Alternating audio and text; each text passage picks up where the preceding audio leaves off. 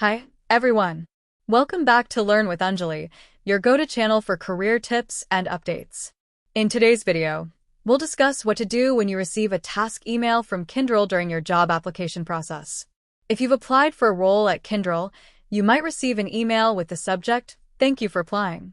Please review the checklist below to complete any assigned tasks related to your job application. This email is crucial because it outlines the tasks you need to complete to move forward in the hiring process. Let me walk you through it. The email will contain a section called To Do, where you'll see the tasks assigned to you. These tasks will include details like the name of the task, the job title and requisition number associated with your application, the current status of the task, whether it's not started, in progress, or is completed, the date the task was assigned. For example, in the email I'm showing here, there are 2 tasks listed. The India Candidate Questionnaire for the position of Associate Technical Engineer, which has not been started.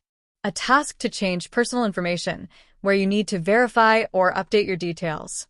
This is also marked as not started. To begin working on these tasks, simply click the Start button next to each task. This will take you to Kyndryl's platform, where you can complete the task.